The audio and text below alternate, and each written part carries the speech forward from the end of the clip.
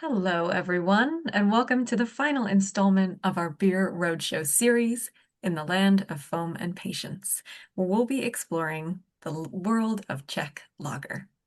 My name is Natalia Watson, and I'm the Business Development Manager for WSET's new beer qualifications.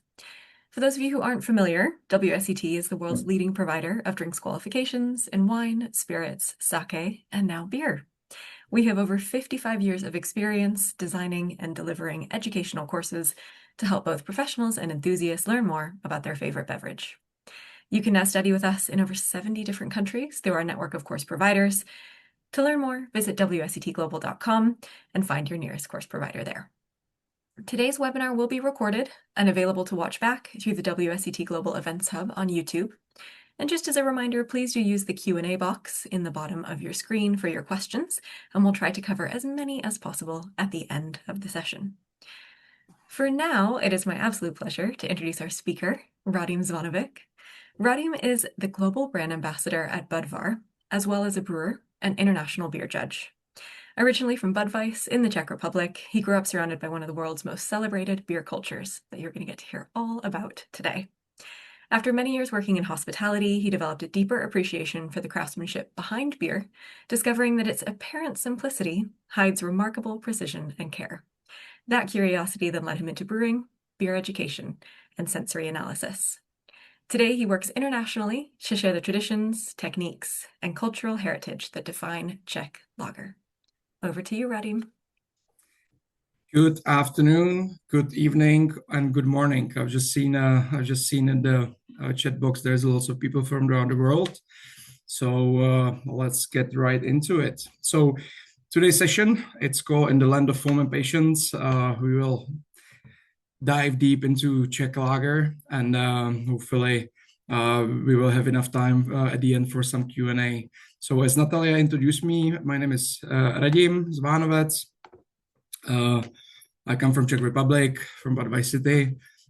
Background myself, I studied brewing science at Nottingham University. I do lots of beer brewing, judging, and lots of international collaborations. Yeah, I'm a beer guy. I don't like to spend too much talking about myself because that's not a topic here today. So let's dive right into it. So today, what I would like to cover is a little bit more about the Czech lager culture and the heritage. We will talk a little bit in depth about raw materials. We will go through some brewing fundamentals and maybe some innovations for some of you. And we need to finish up the Czech lager, obviously, with the beer, with the pouring and the foam. Especially at the end, we can talk a little bit more about the styles that are brewed in Czech Republic. So without further ado, so lager in Czech Republic, it's more like a national identity. It reflects the country's history, culture, and everyday life. Czechlands were pioneers of a bottom fermented brewing, culminating in the creation of a Pilsner in 1842. An invention that actually changed the global beer forever, because Pilsner today is around, Pilsner style beer is around 80% of the world's production of beer. But the brewing quickly became a symbol of a craftsmanship, civic pride, and a local autonomy, with towns and citizens owning their own breweries. Beer halls and pubs actually evolved into social hubs where not only politics, but culture and community life had unfolded. Sharing a perfectly poured half-liter became almost democratic ritual, something enjoyed equally by workers, artists, students, and presidents. Over generations, lager became tied to Czech values as quality, tradition, authenticity, and certain grounded and unpretentious joy. Today, the Czech Republic drinks more beer per capita in the world than any other nations. And the classic Czech pale lager is still brewed according to time-honored methods. It's not just a beverage, it's a heritage, craft, and a shared national story in a glass. So today, actually, the Czech Republic, as I mentioned, drinks more than any other nation in the world, and it's around 120 liters per person. I believe the second one is Austria with around 99 liters per person. So I hope some of you have been to Czech Republic and some of you will visit Czech Republic soon, so you can see it yourself. But when we talk about Czech lager, it's really something that is most drank style in Czech Republic. Around majority of the lagers is just drank. Sorry, majority of the beer in Czech Republic is just lager. So I've also included some Czech words, and so you can learn a little bit more about the culture itself. So Czech hospoda or pub is far more than a place to drink beer. It's more like a social institution or living room for the nation. It's a cornerstone of everyday life or everyday community life. For generations, pubs have actually been where friendships formed, and political decisions are debated, and the stories grow with everyday round of lager. Czech pub culture revolves around unspoken but deeply ingrained rituals. So if you go to a Czech pub, you sit at the table, and also you need to greet the room with a simple word of dobrý den, which means hello or good day.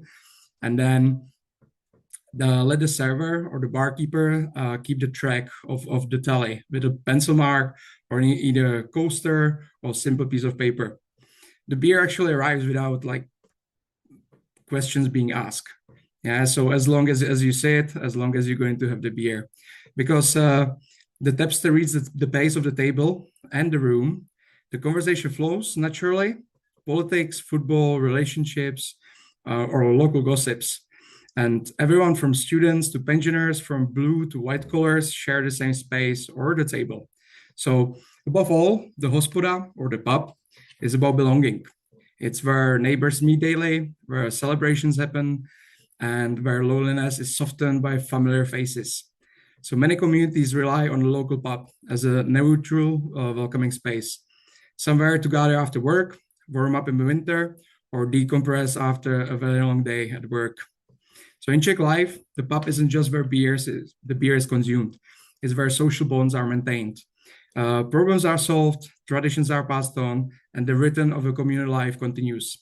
The hospoda remains one of the strongest and the most cherished social anchors of the country. We always need to talk about the foam and the patience. So in the Czech Republic, the pouring isn't just a step between the tap and the table. It's a craft, ritual, and a quiet philosophy built on čas and pěna, so time and the foam. The idea is very simple. Great lager deserves respect, and respect is shown through how it's poured. The Czech bartenders, or beer tenders, or tapsters, what we like to call them, they train for years to master the tap, learning how to work with live, sometimes unpasteurized beer, the tap, and the natural carbonation of the lager. The pour is slow and deliberate, designed to build a dense, creamy head that protects the beer from the oxygen, elevates the mouthfeel, and keeps every sip fresh and fragrant. Foam isn't just decoration, it's insulation of aroma, texture, and the flavor. This approach actually reflects a deeper cultural truth. The beer should never be rushed. A proper hladinka, šnit, or mlíko pours take time and skill and feel. In a Czech pub, waiting an extra minute for a perfectly chilled glass isn't an inconvenience. It's part of the pleasure. It signals the craftsmanship, the care, and the belief that good things are worth waiting for. So the foam and patience captures the Czech way of drinking. Slow down, pour it right, enjoy the lager the way it's meant to be experienced. So one thing also I would like to add to this is I travel a lot and I experience lots of beer cultures. And if you go to Czech Republic with the local Czech person, and you ask them like, let's go for beer, and they will, and you can go into city center or wherever, and you can pinpoint like certain brands, and you will say, oh, let's go there, and the Czech person will tell you, oh, no, they don't have a good beer there. And the difference I see the Czech Republic and outside of the Czech Republic is that actually how the locals or the consumers react to beer. So outside of Czech Republic, if you go to a place where, you know, the beer is not in the best condition, maybe the publican didn't clean the lines or anything, most of the people will say, oh, that brewery is bad. In Czech Republic is exactly the opposite. So the Czechs actually, if we go to a pub, we sort of know and expect how the beer is supposed to taste like. And if the beer is not good, we literally say, oh, this place is bad. We don't say the brewery is bad. So maybe one more reasons for you to explore Czech Republic if you haven't been. So when we talk about famous beer cities, we obviously need to start with Plzeň or Pilsen, which is the birthplace of the first world pale lager brewed in 1842 by Josef Groll, a Bavarian brewer. Plzeň changed beer forever with its brilliantly clear golden Pilsner. The city is synonymous with the brewing innovations, scaled coppers, and deep lagering cellars, and the brewing tradition respected worldwide. Then we have a České Budějovice, Budweis. And here I'm slightly biased because I'm from there. A rural brewery town with over 700 years of brewing history, known for soft water, iconic pale lager, and disciplined tradition brewing approach. Budějovice or Budweis brewing heritage shaped the term Budweiser long before the modern beer wars and remained a symbol of classic Bohemian lager craftsmanship. Then we have a town and area of Žatec or Sas, which is the heartland of the legendary Sas hop. Žatec is hop growing region and one of the oldest in the world. With its hop protected under PGI status, the town is stepped into hop tradition from its medieval hop house to today's hop research and institute, making it essential for global, not just local, but also global lager brewing. And then we got a Prague. Maybe some of you have been to Prague and experienced Prague, but while not the birthplace of a brewing style, Prague is a living museum of a Czech beer. The iconic beer halls, tank beer pubs, microbreweries, and historic breweries like Ufleku make it a global beer destination. Every district has its own character, and Prague's pub culture is unmatched for atmosphere and tradition. So that's a little bit about the history and the cities. Well, let's get more into what actually makes the Czech lager, and let's talk a little bit deeper about the ingredients. So when we talk about Czech brewings, what Czech brewing stands out, it's not only because it's hops and water, but also because of the unique way the Czech maltsters work with barley, the choice of barley variety, the malting method. Even the season shapes the character of traditional Czech lager. When I discuss to talk about the ingredients, I really needed to cut it down. So this is going to be a top line for some of you, but I hope that for many of you, like this is going to be something that you maybe haven't heard before. So when we talk about the malt, I would like to compare the traditional floor malted barley versus modern industrial malt. So many Czech breweries still use traditional floor malted barley, where you actually germinate the barley on the spread floors. It's turned by either hand or simple machinery that is slower but gentle process that produces malt with richer grain character, fuller body, and it's better for foam stability, contributing to classic Czech lager notes of a fresh bread, cereal notes, and light honey. Whether like modern industrial malt is fully automated, sometimes highly modified, but we cover the modification later on, which allows for faster and more efficient brewing, while consistent and practical for large-scale production. So many of the big breweries in Czech Republic would use actually the industrial sort of a malt, but with lower modification. The industrial malt could be lighter, with a cleaner malt profile, with a less body and slightly softer. But Czech brewers often combine both approaches. So depending on the desired beer profile, traditionally, Czech malt is less modified, require more intensive meshing, but resulting in a more fuller mouthfeel, creamy foam, and a distinctive depth of a Czech lager. Winter versus spring barley varieties. So Czech brewing traditionally relies on spring barley, valued for a high starch content and lower protein levels, which has the delicate malt character. It produces smooth, balanced malt, with the typical profile of a Czech pale lager. Winter barley, on the other hand, is increasingly used due to its higher resilience and stable yields, It typically contains slightly more protein, which is contributing to stronger body and also to the foam stability. For this reason, maltsters often blend the winter and spring barley to balance the finesse and the structure. This shapes Czech lager, and it defines the balances of the traditional ingredients and techniques. So spring barley provides the elegance and the smoothness, while winter barley adds the body and the foam support.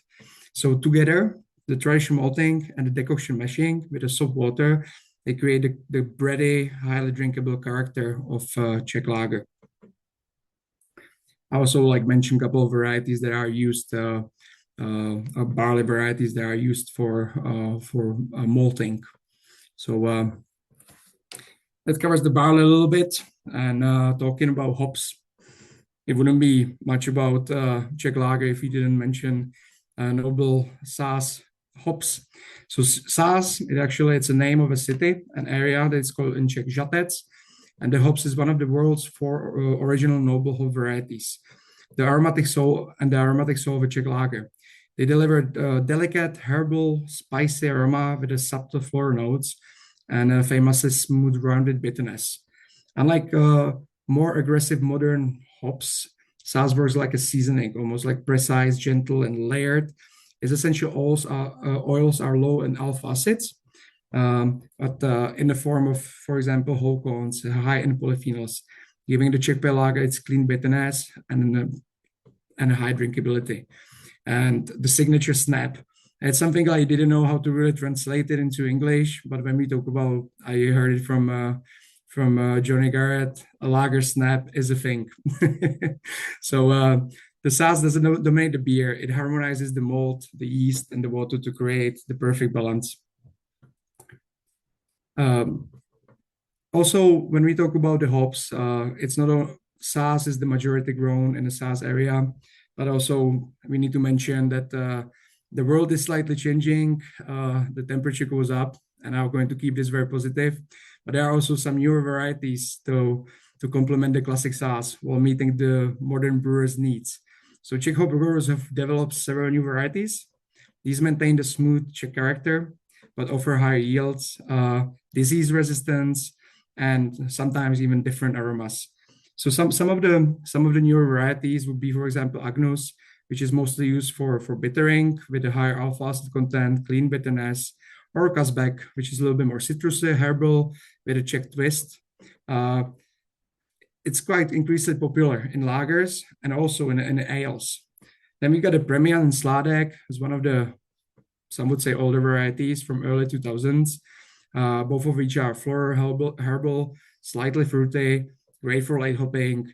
And then we've got the hops like Harmonie, or even like newer varieties like Mimosa, which is bright citrus tropical character, or Boomerang with a fruity, resinous, hop-forward character, great for beers.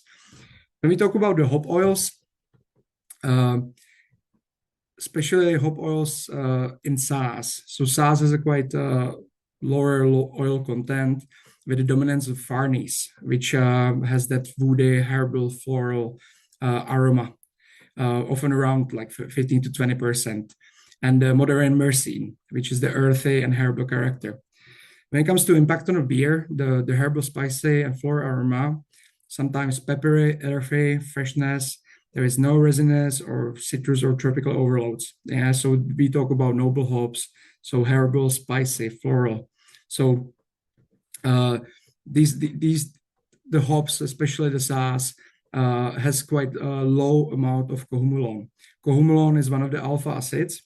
And if you talk about smoothness in lager, the lower the level of cohumulone, the bitterness is more smoother compared to hops that would have like, I don't know, over 30% or 35% of cohumulone, which brings really like sharp bitterness of the beer. So the Saz is actually one of the hops that has a lower cohumulone.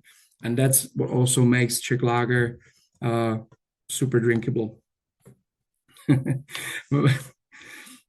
I had originally like 4 slides about water. I contain it into 1 slide. So water is one of the quiet foundations of a Czech lager. Czech brewing regions, or most of the cities of the famous for brewing, they have naturally very soft water, low in minerals, especially in sulfates and carbonates. So this water profile doesn't just suit for lager brewing, but it actively shapes the style. So when we talk about low sulfate levels, it prevents that sharp, aggressive bitterness. So this allows the noble hops like Saaz to express a smooth, round bitterness alongside of that cohumulon, that alpha acid that I've already mentioned previously. So rather than a dry, biting edge, so that sulfate can actually elevate edginess of the bitterness. Also, the soap water rounds the malt flavor and the fruitiness of the beer. Yeah, because the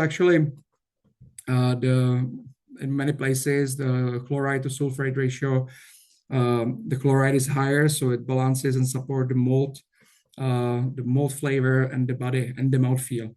So that gives the Czech lager its signature softness and a drinkability. Also, that soap water, that low alkalinity, where's my English, helps maintain a proper mash during multi-step decoction, enhancing the depth of the malt flavor, the color development, and also it aids the foam stability. And when we talk about fermentation, that balance levels of calcium that support the health yeast performance while preserving clean, neutral fermentation profile. And it's super essential for the clarity of the lager.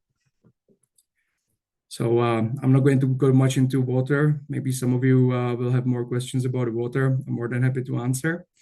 And talking about the yeast. So the origin and the genetic background of most lager yeast strains, or the Saccharomyces pastorianus, there are historic strains that originally descended from early Central European bottom fermented cultures. So many of which came from Munich. The main yeast strains that we are using today in Czech Republic, it's the H and D yeast strains. So H stands for hladký, which is like the Pilsner type, cleaner, crisper. In the fermentation could be even hop forward or elevates the hop flavors. When the fermentation behavior, slightly higher attenuation, slower diacetyl reduction, there's a cleaner sulfur profile, and it's slightly more predictable in the fermentation. In the flavor impact, it can finish crisp. It can aid to sharper hop expression and lighter body, and also very clean malt profile. The D strain, on the other hand, it's named after Mr. Louhy, which is more like a Budweiser type of yeast, which creates profile that is fuller, rounded, and malt forward. The fermentation behavior, it has slightly lower attenuation, but it has a higher diacetyl reduction, or higher diacetyl reduction or lower diacetyl production. Requires longer lagering, and it's very stable for long maturation periods. For the flavor impact, it creates fuller body, rounded mouthfeel, and the perceived bitterness is softer. It also enhances the malt sweetness and the depth. I'm going to address the elephant in the room. Natalia already asked me last week about the diacetyl. This is the slide that I've changed the most. So I'm going to be very objective here. At least I hope so. So what is a diacetyl? So diacetyl is a vinyl diketone that is produced during fermentation as a byproduct of amino acid synthesis. So it basically forms the precursor. It forms when the precursor of alpha acetolactate escapes the yeast cell and chemically converts it to the acetyl in the beer. What it actually means, so sensory-wise, it expresses sort of a butter or butterscotch or toffee, and it creases slightly the mouthfeel, or almost like it makes it the mouthfeel slicky. So during the healthy fermentation, yeast normally reabsorbs the diacetyl and reduces it to the flavor neutral compounds, which is why brewers often perform diacetyl rest, but not in Czech brewing. So the acetyl rest is usually when brewers outside of Czech Republic raise the temperature at the end of the fermentation to reduce the diacetyl. In Czech Republic, we actually doing a longer maturation period or lagering period, which actually has the similar effect where the yeast reabsorbs the diacetyl to less fillable compounds. So diacetyl may be tolerated when controlled. Some breweries in Czech Republic have a diacetyl in their spec at the low levels. That actually it can contribute to the subtle aromatness of the beer and elevate the malt profile. But this is why Czech lagers feel like smoother rather than thin. But most of the lagers do not have a diacetyl in their beers. And this is one of the sometimes biggest misconception. But I'm not here to judge. I would like to invite you to come to Czech Republic and go around breweries, go around pubs, and do your own research and do your own statistics in how many brewers actually let the diacetyl in their beers. All right, time to move on. I hope there will be some diacetyl questions later on, so we can get a little bit more geeky on that. When we talk about Czech lager brewing, the fundamentals and innovations, Czech lager brewing is defined by the deliberate, patient approach, where the process is as important as the ingredients. Because while modern technology is embraced, it is used to protect the tradition and not to replace it. So one of the typical processes in Czech lager brewing is decoction mashing. So it's one of the most defined features of a Czech brewing, where actually you take a portion of the mash, you transfer it to decoction pan or decoction kettle, you boil it, you return it to the main mash. What happens there? It actually raises the temperature, but mostly importantly, when you boil the portion of the mash, when you get the grain and the husk in the decoction pan, there is a reaction called Maillard reaction, and that's interaction between the amino acids and sugars, and creates the very bready flavor. Maillard reaction, it also happens when you're searing steak or when you're baking bread. So here it's a same reaction that happens between those amino acids and the sugars, and creates that typical bready flavor. So if you drink lager, not just Czech lager, but any lager or any beer that was decocted, you're going to after you have a sip of the beer, you aerate your palate, and 5 to 10 seconds afterwards, you get the bready notes on your palate. That's basically melanoidins that coming from the Maillard reaction in there. So what it does in the sensory, I've just described it. It's deeper malt complexity. We like to call it the brew house flavor. So many of the breweries will boil their mash for or the portion of the mash for 20 to 30 minutes to actually like prolong that reaction. Some of the German brewers would use decoction just to increase the yield of the low modified malt. In Czech brewing, that 15, 20, 30 minutes boil of the decoction that actually creates that bready flavor that is really typical for Czech lager. It also improves the foam stability, and it also enhances the color development of the wort produced. So the decoction I mentioned it works especially with lower modified malt. So lower modification of the malt that's actually required for the decoction, as if you would do decoction on a high modified malts, you would actually end up with a quite thin beer. So that's it follows the history, but also creates the flavor as well. So there is a big difference, and if any of you brewers listening today, if you tried infusion mash lagers versus decoction mash lagers, I hope you would agree that there is definitely a flavor difference. Another topic is the open versus closed fermentation. So traditionally, for Czech lager, we would use open fermenters, and many breweries are still using that. The advantage of that is that you get a gentle CO2 release, so you're creating a less stress on the yeast. You get a better ester balance, much cleaner sulfur reduction, and easy yeast cropping. Softer, maybe more integrated flavor profile. And compared to closed tanks or cylinder conical tanks, it's slightly less hygienic, but also like it creates more chances actually for any bacteria to fly in. Yeah, so when we talk about the closed fermentation, and we've tried in our brewery, for example, the experiment was in early 90s when the cylinder conical tanks were sort of introduced. So we spent 4 years having open fermentation versus closed fermentation side by side for 4 years. And we found out that it is very similar flavor profile. So, and also with the cylinder conical tanks, you are increasing the capacity of the brewery as well. So as much as I love to see the open fermenters, if I go to any brewery, I'm also aware that there is a lot of worries from the brewers. So, but again, please come to Czech Republic, go to the breweries, talk to the brewers, taste the beers, and decide for yourselves which one do you think works best for lager.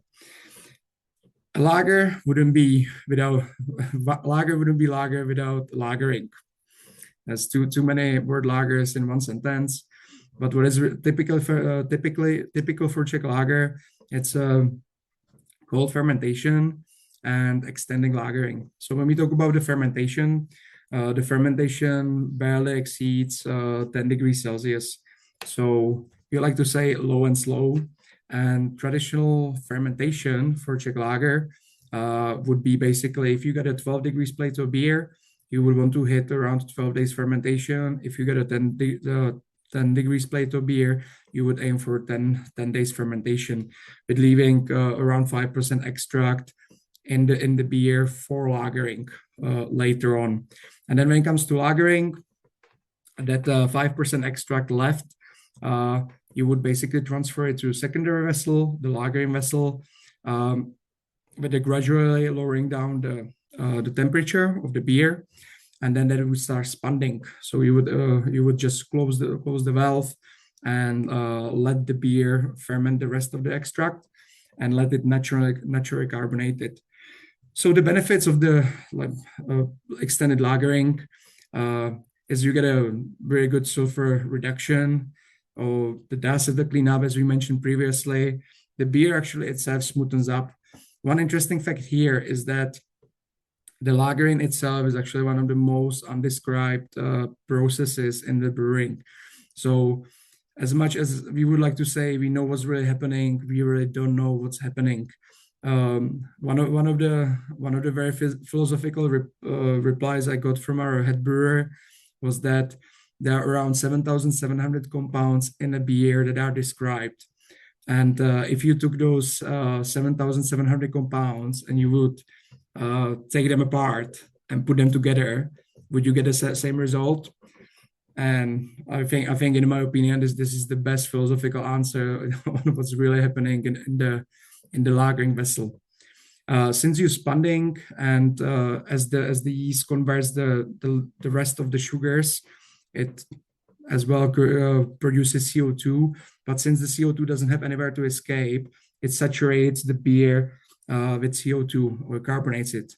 And that actually, there is a much bigger, a huge difference between a natural carbonation of the beer in this way versus forced carbonation. That's something that it's quite interesting how it affects the final product.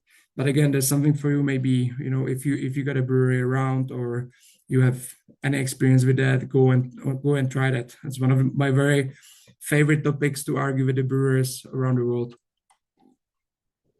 Apologies, I need a little bit of water. So yeah, so when we talk about lagering, also since the beer stays there for weeks or for months, the beer clarifies itself at a temperature around 0 to 2 degrees Celsius. So in that low temperature, the proteins and the polyphenol compounds they bond through hydrogen bonds, and it creates a colloids, and that settles out. So also the lagering aids to the natural clarification of the beer. In the lagering, you've got a harmonization of the malt, hops, and the yeast, and it smoothens up the flavor. I would really say one thing here, and that's the Czech lagering could be between weeks and months. I believe on the next slide, I've got a comparison between Czech lager and some of the industrial or international lagers. And the lagering part is one of the biggest differences, because some of the multinational corporations, they could create lager from grain to glass within 2-3 weeks. Whether for Czech lager, if you really want that smooth, drinkable beer or drinkable lager, that you really need to give it a time, because the patience, like, we reject the speed focused production. Yeah, the beer decides when it's ready. It's not the brewer. We are just slaves for the yeast, literally. So we prioritize the quality over the tank turnover, and the stability over short time yield. Yeah, this is really the Czech lagers. That's why when you drink Czech lager, it feels complete, calm, and drinkable. Yeah, that's the beer is ready when it's ready. I cannot stress this enough. The beer is ready when it's ready, and I would say that's the philosophy of a Czech lager. So yeah, slight comparison. So Czech lager versus industrial or international lagers. I'm not really going to call out any brands or anything. It's just to slightly see what's going on there. So the decoction machine versus infusion machine. The decoction machine takes longer time. It's more energy intense, but we want to create that flavor, the moderation, those melodians. Versus infusion machine, you have a mash sitting somewhere at one temperature, at certain temperature for an hour, and then it's done. The decoction machine takes longer, but the flavor, and I hope someone backs me up here, it's worth it.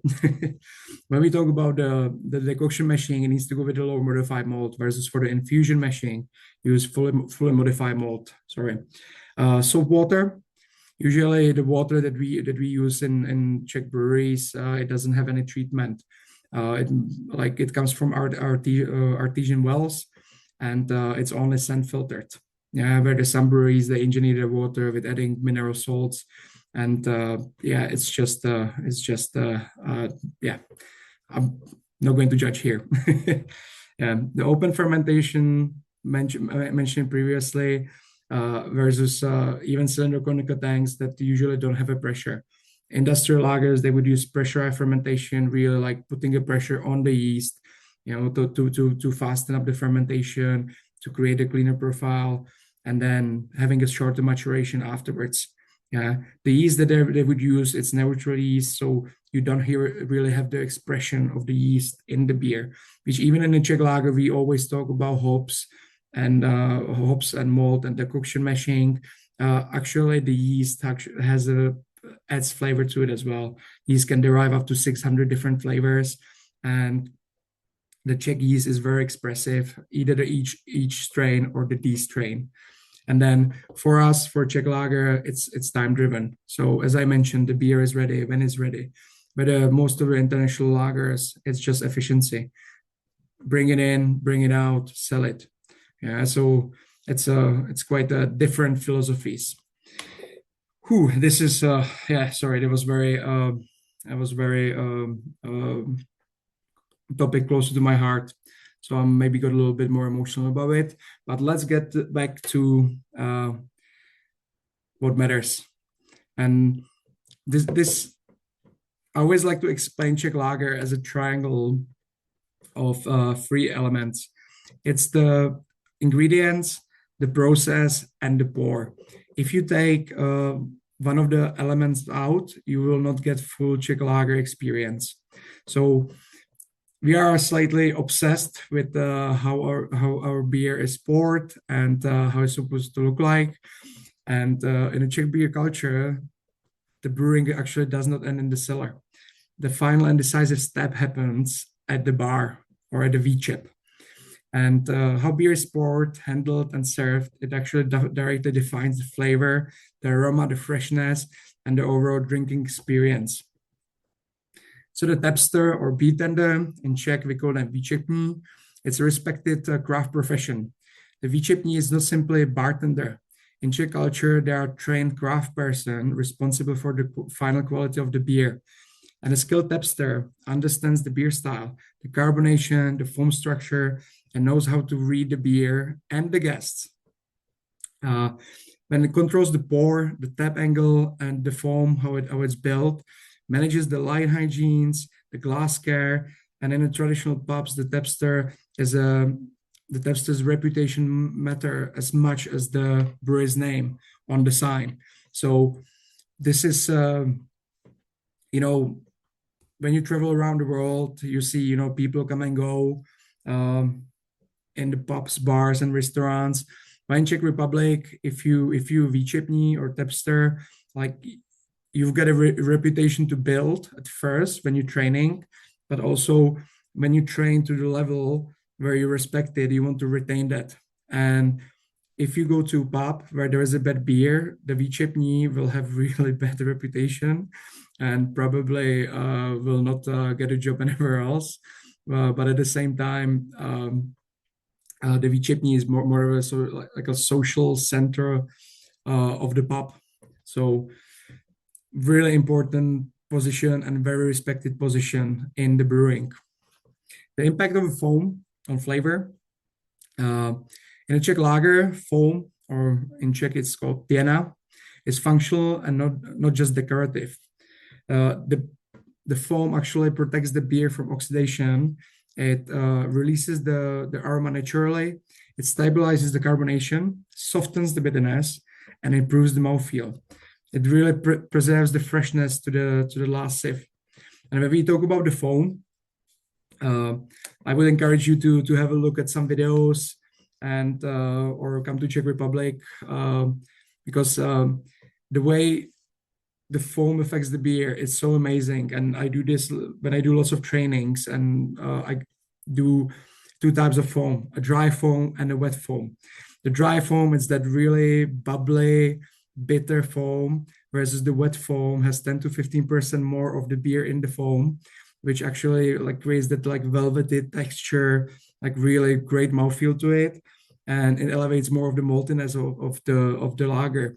And if you taste it side by side from the same tap, same glass, same beer, you can have two different drinking experiences. So yes, don't fear the foam. Well, I get emotional again about foam. Surprise. So the Czech, when we dispense the beer, we use side-pull taps. Those taps are slightly differently that you might see around the world. I call them the ice cream taps, the ones that, they having the on and off. You're just pulling it towards you. So these taps that we use in Czech Republic, the side-pull taps, are slightly different. There is more to it. So these are produced by Luker, which is a Czech producer of these taps. Literally, it gives you better control over foam to beer ratio. You can regulate your flow speed, your laminal flow of the beer, and it really this tap has one thing that is different to most of the taps you see around the world. And in the very nozzle at the end of the nozzle, inside you're having a sifter, and that sifter that works as a filter. So if you open the tap slightly, you start pouring the foam. As the foam goes through the screen, it evens out the bubbles in the foam, and it creates that velvety texture of the foam. So it's really hard to make it on any other tap. So thanks to this, the wet foam is going to have 10 to 15% more of the beer in the foam. So that's why we call it the wet foam. And really, this is if you want to get a full Czech lager experience, this is the final tool you need to have. I've tried so many experiments when I tried to pour the beer from those ice cream taps, pulling it backwards, but the foam wasn't in that quality as from this tap. Don't take this as I'm not selling I don't have any association with the company. I just like their products, and this is something that Czech lager, the triangle I was talking about, ingredients, process, and the serve. So this tap is really something that you need to have to really deliver the Czech lager experience.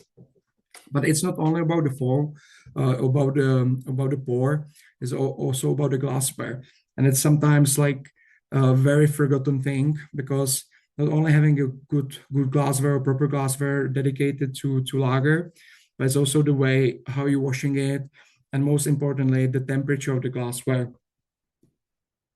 Pardon me. So if you go to Czech Republic, all the glassware is hand washed. We barely use any glass washers. It's simply because it gives you much better control of how you about how you clean the surface inside and outside of the glass. So you would use something called Spielboy, as well as a sponge, the soft part of the sponge, and you clean everything by hand. You know, it's giving that energy into the glass and making sure like the glass is spot on clean. And the second most important thing is the temperature of the glass. Here, I always like to say that it's a similar analogy. Like if you have a chef, chefs would never serve a hot steak on a cold plate, so you shouldn't be serving a Czech lager into warm glass. Not only because the CO2 that is dissolved in the beer is hydrophobic, which means it doesn't like to be in this pans. So if you serve cold beer into warm glass, the temperature of the beer goes up, and that CO2, hydrophobic CO2, starts to escape at a faster rate. So if you get a chill glass, the carbonation that the tapster managed to keep inside of the beer stays there for longer. Hence why you enjoy much more continuously consistent, good product in first 15 minutes while you're drinking the beer. Yeah, don't ever drink beer longer than 15 minutes, honestly. That's otherwise it's gonna turn into, yeah. But I'm talking as a Czech guy who drinks lots of lagers. But yeah, so the temperature of the glass is very important. If you go to Czech Republic, you will probably see the setup in a way that you're having your hand washing glass station. Next to it would be a well with the water that would be refrigerated to the temperature of the beer. And then you would have your dispensing tower where you would serve the beer. So you would wash the glass, let it chill to the temperature. That's where the patient comes, I mentioned at the beginning. So you really give it a time to absorb the temperature and match the temperature of the glass to the temperature of the beer, and then pour the beer. One thing about the hygiene as well, it's we like to clean our beer lines every 1 to 2 weeks. But one thing we do on a daily basis is that we flushing out the lines with water, and simply because like we don't leave the beer overnight, even though the beer lines are refrigerated all the way to the taps, we don't leave the beer inside the lines overnight. We just flush it with the water and then connect the beer the next day. It's just, you know, even if you get the cleanest lines, there's always risk of bacteria, and the beer, when it's not moving, you're just giving more time for bacteria to get to it. So daily water rinses of the beer lines, that's something I haven't seen anywhere outside of Czech Republic. So this is just a little interesting fact for you here. Wow, the Czech pours. There is around 11 different pours, but I've selected the most famous ones. So you get a hladinka, which is the classic Czech pour, or it's a one-step pour where you get it 3 fingers of a thick, creamy foam cap. It's ideal balance of aroma, carbonation, and flavor, and that's pretty much the benchmark for judging the beer quality. Schnitt, it's a small beer with a larger foam proportion.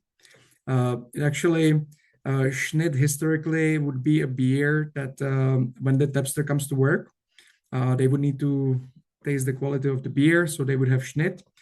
And also, if you ordering beers in a pub, the tapster will write it on that piece of paper or coaster.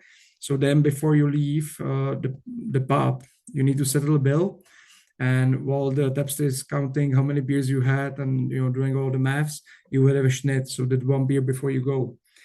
And thirdly, if you're a man and you order a small beer, everyone starts to make a fun of you. So, but Schnitt is acceptable. So think of it almost like a small beer in the large glass. So I personally like Schnitt because in the summer you don't have time. You're just waiting for a bus or train. Having a Schnitt before you go. That's definitely my choice. The third one is Miko. That's something that many people from outside of Czech Republic cannot believe when they see it. So Mliko, it's a full glass of wet foam. Basically, it's just foam. What it actually does is that if you pouring the beer and you're just pouring the foam, you're lowering the amount of carbonation down to 60%. So the beer is not as snappy. And I gave it two nicknames. If you pour for a glass of Mliko, I call it the British man heart attack. Uh, I've seen we got lots of British people here. I hope you you forgive me, but it's always great when we do festivals or in the UK. I ask my team to drink Mliko because British people always like to give their opinions about about foam. Um, but the second nickname is actually Czech espresso. Just like Italians, they have the espresso just to freshen themselves up. We would just take a Mliko because you need to drink it at one go. And if you do that, you get a really refreshing feeling. It's definitely one thing to do if you ever will be in Czech Republic or you have been and you haven't tried that. That's definitely something that is worth trying. The last one, it's called the řezané or half and half, and this is something that really sort of represents the skill of pouring, as well as the how well you're taking care of your glasses. So the way it's done, it's basically two beers, a beer layered on the top of another beer, and you can see it actually on the other pictures. So this all depends uh, on the final gravity of the beer or the density of the beer or the viscosity of the beer, where you having the heavier beer at the bottom, and then thanks to side pull tap, you start layering the foam as the foam is beer. So foam starts to turn into beer, and you start layering the foam. As you will see, it will start to make the differences between the beer at the bottom and the beer at the top. As I mentioned, it depends on viscosity. Some breweries would put the pale lager at the bottom and the dark on the top. Some breweries would put the dark at the bottom and pale on the top. Here, it's quite important that the glass is chilled, because basically, if the glass is not chilled, it creates currents and blends the beers together. So this not only shows the skill with the tap, but also the skill how you take care of the glassware. But just to finish this up, I'm going to go through our different styles of Czech lager. I've selected here the BJCP category because I think it summarizes it well. So the philosophy is really important takeaway. So Czech beer styles are not about extremes. It's the balance is more than the intensity. The texture is more than the sharpness, and the drinkability is more than the impact. So we only have four lager styles in Czech Republic. I also note to mention that in Czech Republic, the beer is actually taxed based on the amount of sugar before the fermentation. So it's also how we separate the beers. So anything less than 10 degrees Plato. So if you ever go to Czech pub and you will see 10, 11, 12, 13, 14, 15, that means the Plato. That doesn't mean the percentage. So don't get scared. We don't drink high ABV beers in Czech Republic most of the times. But the výčepní, it's 10 degrees Plato or less. And that's a everyday session lager. It's again all about malt, subtle flavor of the Saaz hops. There's a breadiness, gentle bitterness, crisp finish. Like this beer is when you do work around the house, or you just it's too hot outside. This is the beer that you would be drinking. Then we got a ležák, which is 10 and 11 to 12 degrees Plato. And this is the most beers that you would probably know from abroad. So it's the benchmark of a Czech lager. would be somewhere between 4.4 to 5% or 5.1% alcohol. Uh, fresh bread, fresh bread crust, soft honey, herbal spice, rich malt core, firm but smooth bitterness, medium brown creamy body, medium to medium high bitterness, but always soft, and long-lasting balance of that breadiness, of that mild reaction of the melanoidins. And this is where all Czech brewing elements meet: decoction, mashing, the noble hops, expressive yeast, salt water, and the proper lagering. Then we get our bold mave or Czech amber.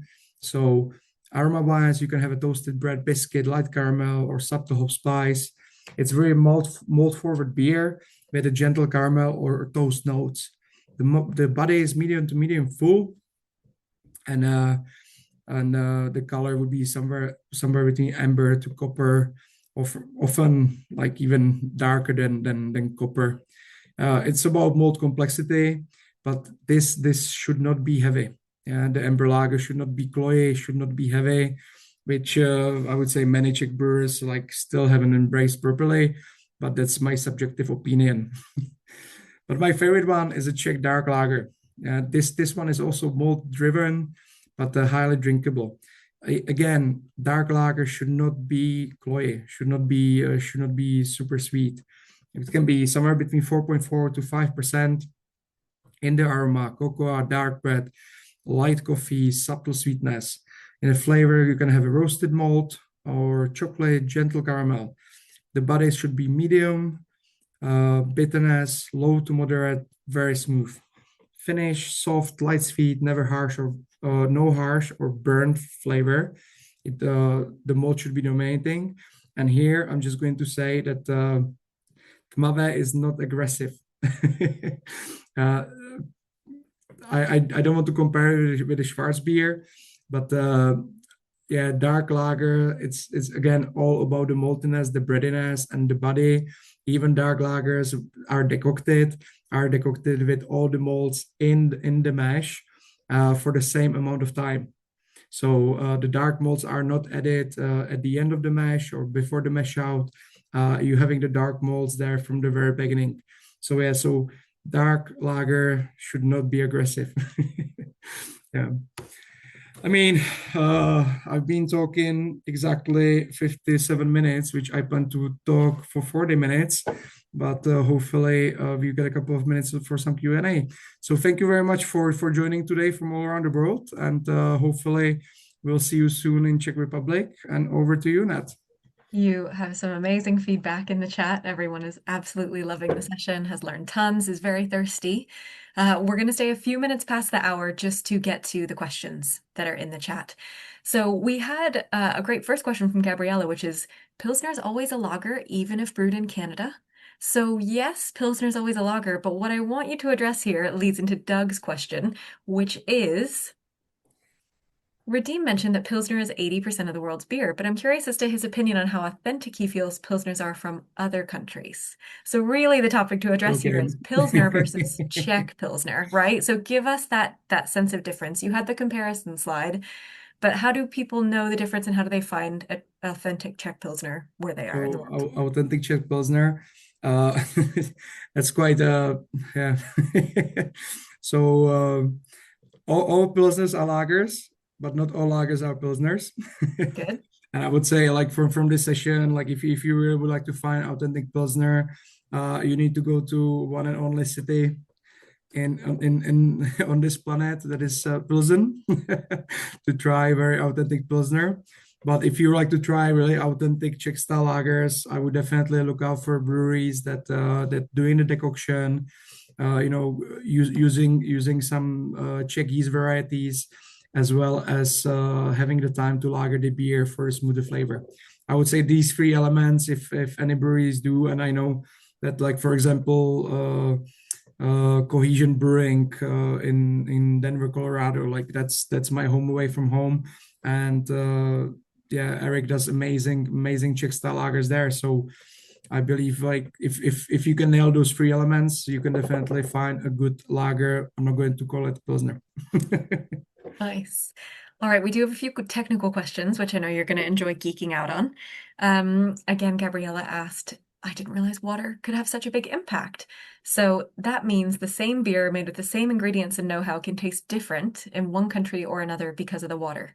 So how might Pilsner taste different if it wasn't brewed with its soft water that's in Pilsen?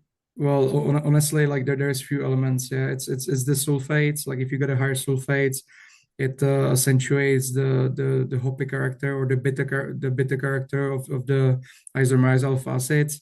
So starting with a soft water is always a great point.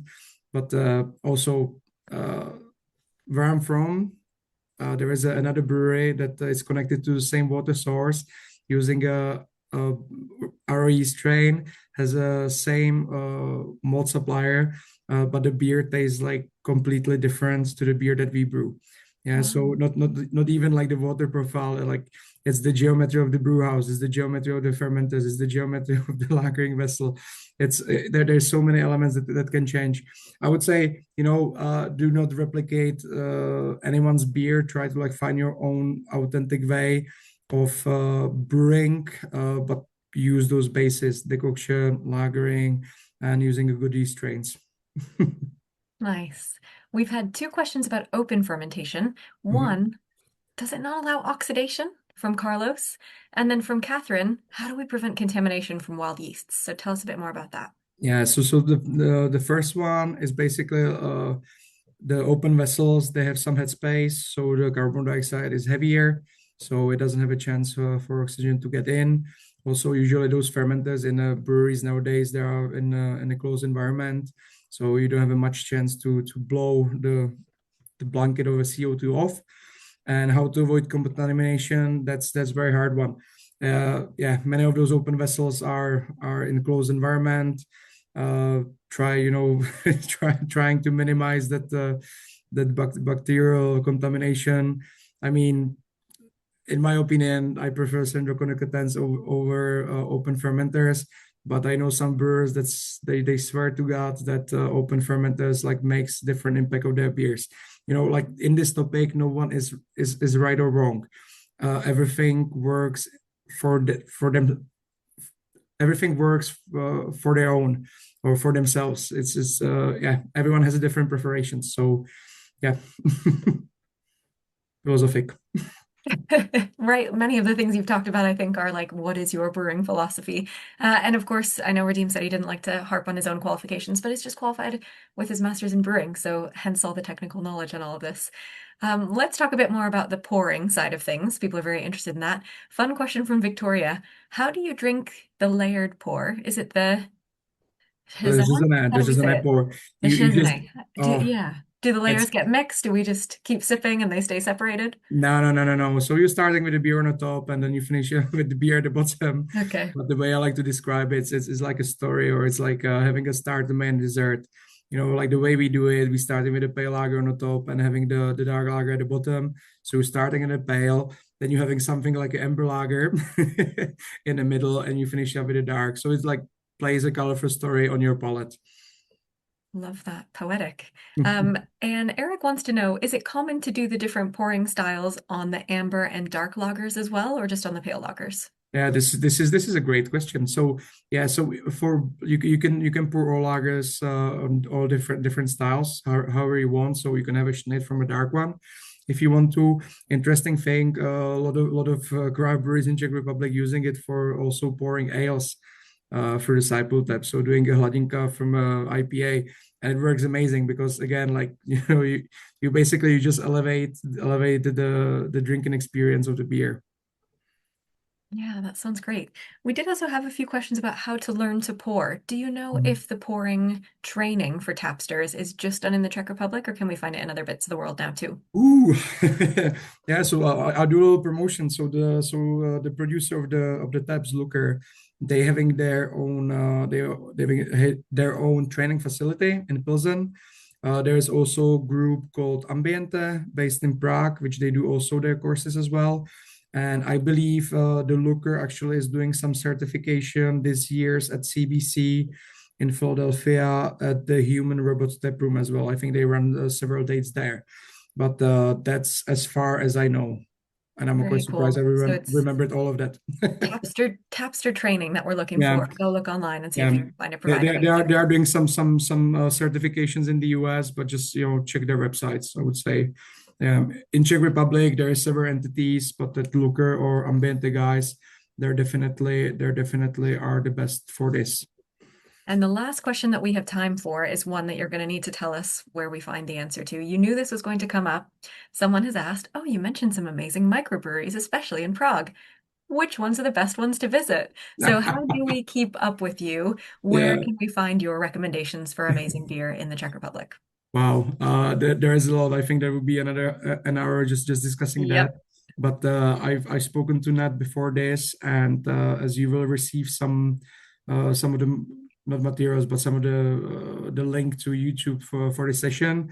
I also going to add in the list of my favorite breweries in Czech Republic, the list of my favorite food places, coffee places, and everything regarded to that. So yeah, keep an eye on the email from WSET, and then you will get some of my favorite tips and hidden And gems. now that we're all dying to visit, we're going to get all the recommendations for where to go. Oh, Radim, this has been amazing. Everybody's thirsty. Everyone's excited to visit. And there's been so many wonderful comments in the chat. So I do apologize we weren't able to get to all the questions. We would love to hear your feedback on the session. So the feedback poll has just popped up. Please do let us know your thoughts. You will get emailed the recording along with all of Radim's recommendations, and of course can watch the session back on the Global Events Hub on YouTube. And to find out more about our beer qualifications, if you're curious to learn more about beer, pop on over to wstglobal.com and find out more there. Thank you again. What an awesome session. Great end to our Beer Roadshow series. Thanks, Radim. Thank you very much, Nat. Have a good one. Bye bye.